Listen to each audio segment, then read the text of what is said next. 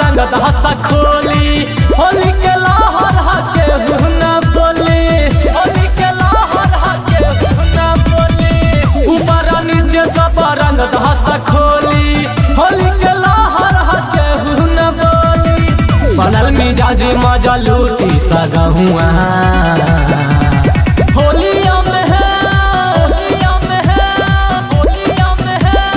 होलिया में पीके यार पौआ रंग दसला हंगाई लखन हुआ होलिया में पीके यार पौआ रंग दसला हंगाई लखन हुआ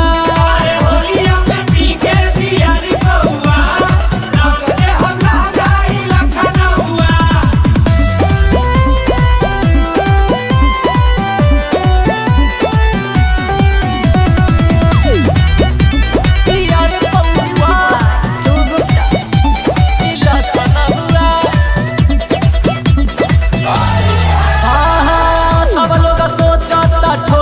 के ताल हो होली में लहंगा भइल जीव के काल हो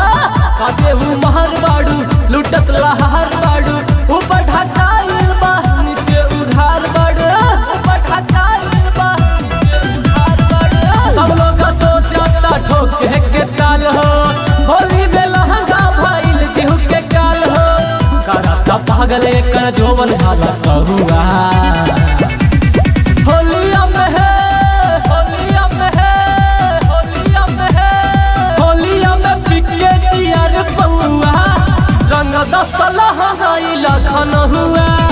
होलिया में पीके यार पौआ रंग दसला हंगाई लखन हुआ अरे होलिया में पीके यार पौआ रंग दे हंगाई लखन हुआ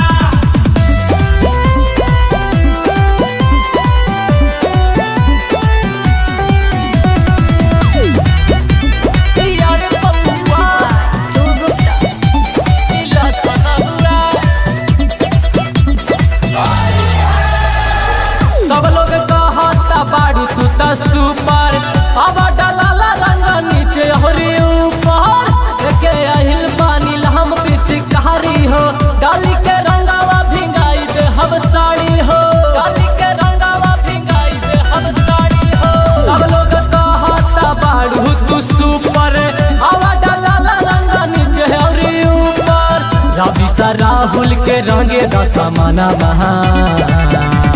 होलिया